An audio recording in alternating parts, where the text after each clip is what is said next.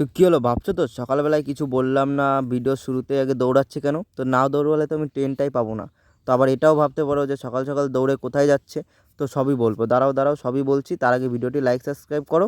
তো আমি বলছি, আজকে সকালবেলা বেরিয়েছিলাম কলকাতা যাওয়ার উদ্দেশ্যে। তো কলকাতা যাওয়ার মেইন উদ্দেশ্য হলো যে ভিক্টোরিয়া মেমোরিয়াল আর চিড়িয়াখানা, হাওড়া ব্রিজ, মেট্রো, এইসব যেহেতু আমি আর আমার বোন কখনোই উঠিনি, তাই আমার মামা আমাদের বললো আজকে আমাদের এগুলো সব কিছু ঘোরাবে, কলকাতা শহরটাকে পুরো ঘোরাবে এবং এই জন্য আমরা বেরিয়েছিলাম আজকে। তো বলতে বলতে আমাদের এখানে ট্রেন ছিল বলে ভিডিওর প্রথমে আমি এখানে দৌড়ে দৌড়ে ট্রেন ধরছিলাম। তো বলতে বলতে দেখো আমাদের এখানে এসি লোকাল চলে এসছে। তো যে গরম পড়েছে লোকাল ট্রেনে তো যাওয়াই যাবে না। তো সেই জন্য আমরা এখানে এসি লোকালে টিকিট কেটেছিলাম, যেটার ভাড়া নিয়েছিল 125 টাকা, রানাঘাট থেকে শিয়ালদা। তো এই জন্য আমরা সবার প্রথমে ট্রেনে উঠে পড়লাম। উঠেই তো আরামদায়ক সিট, ভিতরে এসির ঠান্ডা হাওয়া ফুরফুরে।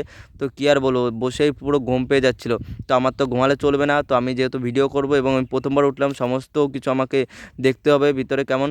তো বলতে বলতে দেখো এখানে আমাদের ট্রেন ছেড়েও দিয়েছে। তো এখন আমরা যাব শিয়ালদা। তো আমাদের এখান থেকে শিয়ালদা যেতে সময় লাগবে 1 ঘন্টা 1.5 ঘন্টা মতো। তো আমরা এখানে সবাই বসে পড়েছি। তো বাইরের সুন্দর দৃশ্য দেখতে দেখতে, বিল্ডিং দেখতে দেখতে আমরা এখন শিয়ালদার উদ্দেশ্যে রওনা দিচ্ছি।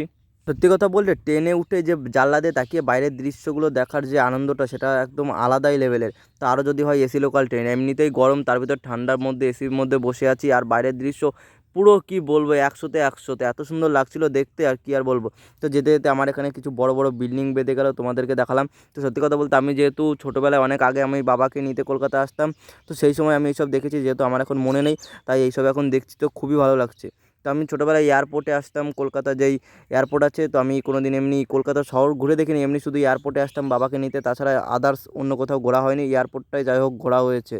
তো শিয়ালদা যাচ্ছি, আর একটা কথাই, একজনের কথাই আমার মাথায় আসে, সেটা হচ্ছে আমাদের ভাইরাল পকেট পরোটা রাজুদা। তো ভাবছি ওখানে গিয়ে পরোটা খাবো। তো মামা বললো আমাদের যেহেতু যেতে যেতে 11টা বেজে যাবে, তাই এখন আর রাজুদার পরোটা পাওয়া যাবে না, অন্য একদিন আসবো পরোটা খেতে। তো এখন আমরা শিয়ালদা গিয়ে ওখান থেকে হাওড়া গিয়ে পুরো কলকাতা শহর ঘুরে দেখবো।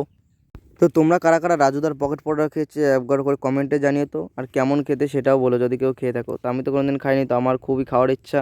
তো আজকেই হয়ে যেত, তো আমরা যদি আরও আগে আগে বেরোতাম তো আমি খেতে পারতাম। তো যেহেতু দেরি হয়ে গেছে, কি আর করা যাবে, পরে একদিন আমি আর আমার বন্ধু আসবো, আমরা ঠিক করেছি যে রাজুদার পরোটা খাবো। তো বলতে বলতে দেখো আমরা এখন চলে এসেছি শিয়ালদা স্টেশনে। তো শিয়ালদা স্টেশন থেকে এখন আমরা নামবো। তো নেমে চলে যাবো, এখান থেকে মেট্রো ধরতে হবে, মেট্রো ধরে যাবো আমরা হচ্ছে হাওড়া স্টেশন। তো দেখো আমরা এখানে নেমে পড়েছি শিয়ালদা স্টেশনে। তো শুনেছি শিয়ালদা স্টেশন নাকি খুব ব্যস্ত স্টেশন ও প্রচুর ভিড় থাকে।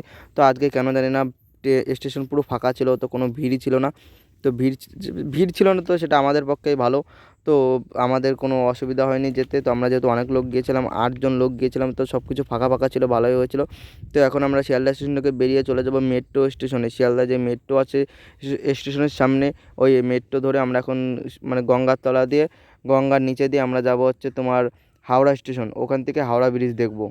তো এইসব মেট্রোয় ওঠা, হাওড়া ব্রিজ দেখা যেহেতু আমার প্রথম অভিজ্ঞতা, তো আমি খুবই এক্সাইটেড ছিলাম, তো খুবই ভালো লাগছিলো, যতই দেখছি ততই ভালো লাগছে।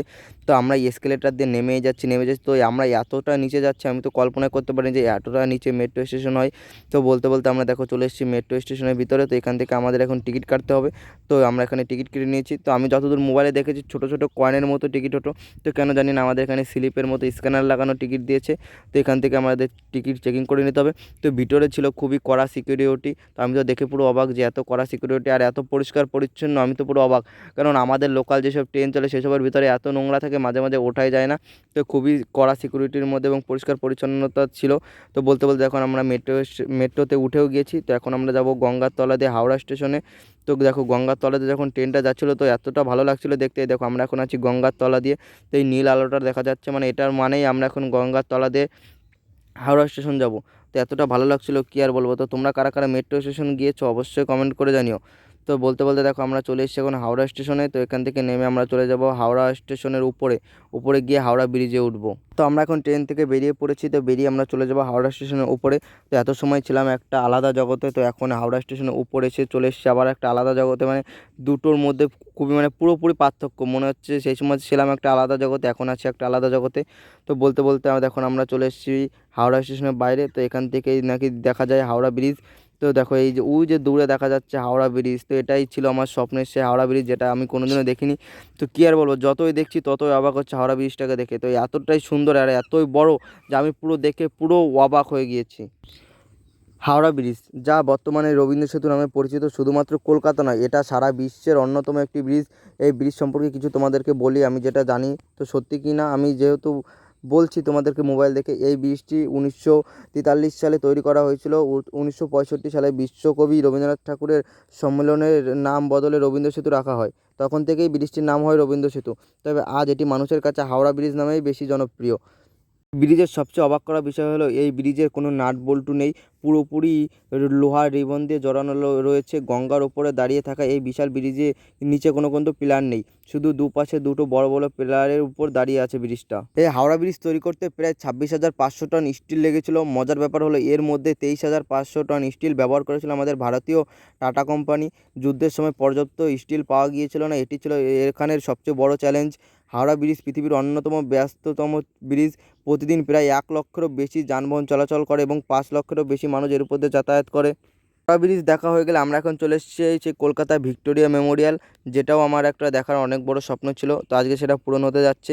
তো এই ভিক্টোরিয়া মেমোরিয়াল এখান থেকেই দেখা যাচ্ছে যে তার চূড়াটা। ভিক্টোরিয়া মেমোরিয়াল যেটা তৈরি হয়েছিল পুরোপুরি সাদা মার্বেল দিয়ে। ব্রিটিশ রানী ভিক্টোরিয়া মৃত্যুর পর 1901 সালে তার স্মৃতি রক্ষার জন্য লর্ড কার্জন এটি তৈরির উদ্যোগ নেন এবং 1906 সালে প্রিন্স অফ ওয়েলস এর ভিক্টোরি প্রস্তুত স্থাপন করেন এবং 1921 সালে এটি সাধারণ মানুষের জন্য খুলে দেওয়া হয়। তো এই ভিক্টোরিয়া মেমোরিয়ালের নকশা করেছিলেন স্থপতি উইলিয়াম এমারসন। মজার ব্যাপার হলো তাজমহলের আদলে এর নকশা করা হয়েছিল বলে একে বাংলার তাজমহলও বলা হয়। এটি তৈরি করতে রাজস্থান মাকারানা থেকে আনা সাদা মার্বেল ব্যবহার করা হয়েছিল। এতে ইন্দো সারসেনিক শৈলীর সাথে ইতালি ও মুঘল স্থাপনের সংমিশ্রণ দেখা যায়। এই ভিক্টোরিয়া মেমোরিয়ালের উপরে একটি গম্বুজ রয়েছে, যেটি তোমরা ভিডিওর মাধ্যমে দেখতেই পাচ্ছ। এই গম্বুজটির উপরে একটি ব্রোঞ্জের মূর্তি আছে যাকে বলা হয় অ্যাঞ্জেল অফ ভিক্টোরিয়া। এটি বাতাস বইলেই দিক পরিবর্তন করতে পারে, বা আজব ব্যাপার, তো বাতাস হলেই নাকি দিক পরিবর্তন করে। তো দেখো তোমাদের সঙ্গে কথা বলতে বলতে আমরা এখন চলেছি মেমোরিয়ালের পিছনে, তো যেখানে আমাদের কড়া সিকিউরিটি রয়েছে। তো আমাদের এখানে সব কিছু চেকিং হবে, তো চেকিং হওয়ার পরে আমরা এখানের থেকে ভিতরে ঢুকতে পারবো, না হলে ঢুকতে পারা যাবে না। তো যদি কেউ কোনো কিছু নিয়ে এসে এটাকে ধ্বংস করার চেষ্টা করে তো পারবে না। তো আমাদের পুরোপুরি ব্যাগ এমনকি সমস্ত জিনিসপত্র আমাদের নিজস্ব, যা আমাদের শরীর পুরো এখানে চেকিং হবে, তারপর আমরা এখান থেকে ভিতরে ঢুকতে পারবো। এই ভিক্টোরিয়া মেমোরিয়াল পুরো ভবনটি প্রায় 64 একর জায়গা জুড়ে রয়েছে। এর সামনে একটা বড় পুকুর আছে এবং সুন্দর বাগান আছে। সকালে বা বিকেলে তোমরা এখানে এসে সময় কাটাতে পারবে সুন্দরভাবে। তো এর ভিতরে ঢুকে আমি তো পুরো অবাক, কেননা এত পুরনো পুরনো জিনিস ছিল যেগুলো আমি আগে কোনোদিনও দেখিনি। তো আমি যেহেতু কোথাও ঘুরতে যাই না, তো এখন এসেছি, তো এগুলো দেখে আমি তো পুরো অবাক। তো এখানে দেখো একটা জামা রয়েছে, এখানে একটা পুরনো দিনের বন্দুক আছে, তো আরও বিভিন্ন ধরনের ডিজাইনের জিনিসপত্র রয়েছে যেগুলো এখন আর দেখা যায় না, পুরনো দিনের। তো এখানে দেখো একটা ছবি রয়েছে যেটার দাম কয়েক কোটি কোটি টাকা। তো এখানে একটা ঘড়ির মতো কিছু আছে, এটা আমি জানি না কি, তোমরা যদি কেউ জেনে থাকো অবশ্যই কমেন্ট করে বলো। তো এখানে রয়েছে ভিক্টোরিয়া মেমোরিয়ালের যেই মডেলটা হয়, যেটা আগে বানানো হয়েছিল, এই মডেল দেখেই ভিক্টোরিয়া মেমোরিয়াল তৈরি করা হয়েছিল, সেটা রয়েছে। তো আমি যে ছবিটার কথা বলছিলাম, ওই যে দেখতেই পারছো কয়েক কোটি কোটি টাকা দাম ওই ছবিটার। তো আরও বিভিন্ন জিনিসপত্র আর এত সুন্দর সুন্দর নকশা, তো এখন এইসব দেখাই যায় না। তো সেই সব পুরোনো দিনে এইসব দেখা সম্ভব, তো এখন আর এইসব হয় না। তো দেখো এখানে একটা সুন্দর ছবি রয়েছে, কি আর বলবো, ছবিটা যতই দেখছি ততই আমার ভালো লাগছে। তো ভিতরে আরও অনেক কিছু সংগ্রহ করে রাখা ছিল রানী ভিক্টোরিয়ার, তো যেগুলো এখন অতি সুরক্ষিতভাবে রাখা হয়েছে। তো আমরা এখানে কোনো কিছুতে ছুতে পারছিলাম না, তো কড়া সিকিউরিটির মধ্যে রয়েছে, তো যা হবে সব দূর থেকে দেখার জন্য। তো কাছে গিয়ে আমরা কিছুই ধরতে বা ছুতে পাবো না।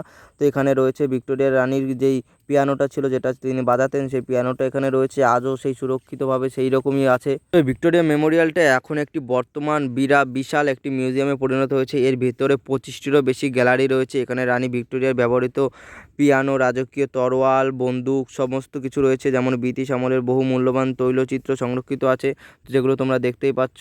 তো ভিতরে কামান আছে, বন্দুক সমস্ত কিছুই আছে, এ টু জেড, মানে তখনকার যুগে যা যা ব্যবহার করা হতো সমস্ত কিছুর ভিতরে সংরক্ষণ করা রয়েছে। তো আমি আর কিছু বলবো না, তোমরা নিজেরাই দেখে নাও। আর ভিডিওটি ভালো লাগলে একটা লাইক করে সাবস্ক্রাইব করে পাশে থেকো। তো আজকের মতো এই পর্যন্তই, টাটা বাই বাই, দেখাচ্ছে অন্য কোনো ভিডিওয়।